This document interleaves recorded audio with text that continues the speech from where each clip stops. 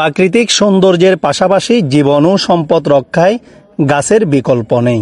পরিবেশের ভারসাম্য রক্ষায় সীমাহীন প্রয়োজনের তুলনায় আমাদের গাছের সংখ্যা নগণ্য। তাই প্রত্যেকেরই উচিত পরিকল্পিতভাবে বৃক্ষরোপণে অংশগ্রহণ করা। বৃক্ষহীন পরিবেশ জীবন জীবিকার জন্য ভয়াবহ হুমকি। বৃক্ষ নিধনের কারণেই ভারসাম্যহীন হয়ে পড়েছে প্রাকৃতিক পরিবেশ।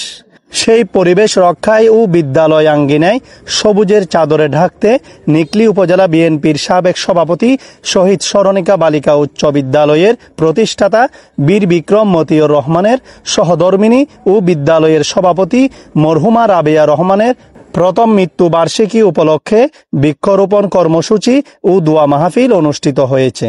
শুক্রবার 13 জুন শহীদ স্মরণিকা বালিকা উচ্চ বিদ্যালয়ের আঙ্গিনায় মরহুমার সুযোগ্য কন্যা ও বিদ্যালয়ের অ্যাডহক কমিটির সভাপতি তাহমিনা সুরবিন জেনি, বিদ্যালয়ের শিক্ষক, রাজনৈতিক নেতৃবৃন্দ ও পরিবারবর্গদের নিয়ে ফলদ, বনজ ও ঔষধি গাছের চারা রোপণ করেন।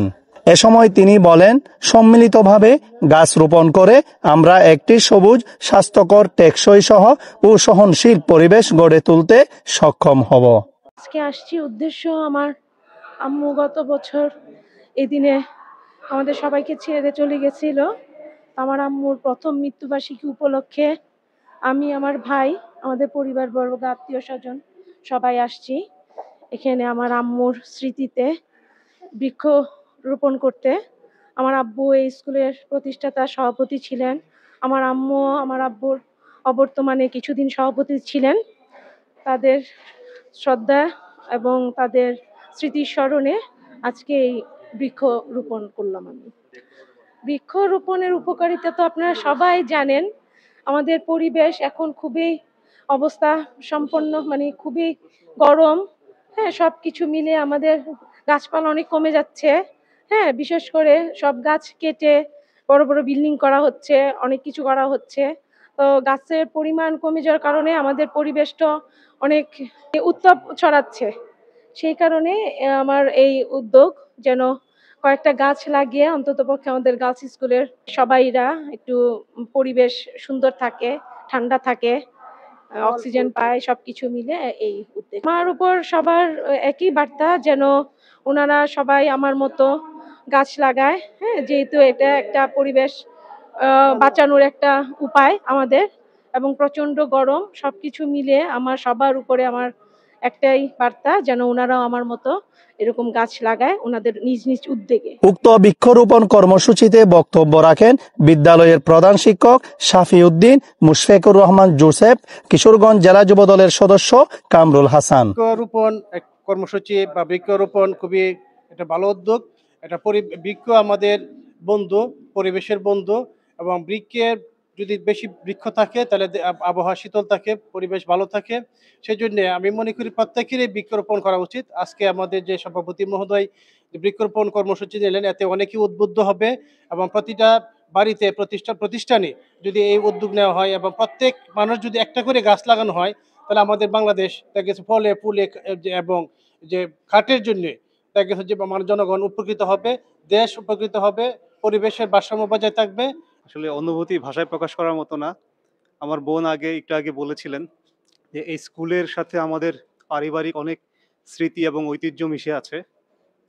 আমার বাবা ছিলেন এই স্কুলের প্রতিষ্ঠাতা সভাপতি, এবং শুধু সভাপতিই না, উনি ছিলেন এই স্কুলের অন্যতম প্রতিষ্ঠাতা। 1971 সালের মুক্তিযোদ্ধাদের খাবারের টাকা বাঁচিয়ে উনি এই স্কুলটা প্রতিষ্ঠা করেছিলেন। সেই থেকেই আমাদের পরিবারের সাথে এই স্কুলের একটা ঐতিহ্য মিশে আছে। আমি ছিলাম আমাদের পাশেই হাই স্কুলে আমি পড়েছি, আমার বোন এই স্কুলের থেকে পাশ করেছেন। এটা আমাদের জন্য একটা অত্যন্ত আনন্দের একটা বিষয়। আসলে আমরা এটা 2009 সাল থেকে পর্যটন হওয়ার জন্য আমরা আন্দোলন শুরু করেছিলাম। তৎকালীন নিকলীর ইউনু ছিলেন ফজলুর রহমান স্যার, বর্তমানে উনি অতিরিক্ত সচিব। ওনাকে ধন্যবাদ জানাই, আমাদের আন্দোলনে উনি শরিক হয়ে নিকলী যে পর্যটন সম্ভাবনা একটা এলাকা উনি প্রথম প্রতিবেদন দেন এবং নিকলীতে পর্যটন হিসেবে শুরু করেন।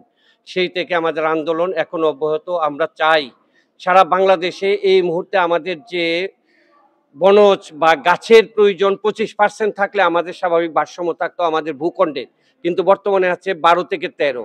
এটাকে আমরা সম্মিলিতভাবে সকলে আমরা আমাদের কাঙ্ক্ষিত জায়গায় 25% নিতে পারলে আমাদের একটা সবুজ বাংলাদেশ হবে, ফল ফলজ এবং শস্যের ভাণ্ডারে পরিণত হবে।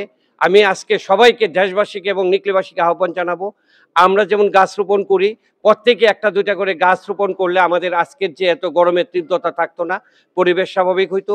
সবাই যেন গাছ লাগিয়ে পর্যটক এবং আমার নিজের এবং দেশের এবং সারা বাংলাদেশের জন্য আমরা উপকার করতে পারি। পরে বীর বিক্রম মতিউর রহমানের নিজ বাড়িতে মরহুমার জন্য মিলাদ দোয়া মাহফিল অনুষ্ঠিত হয়।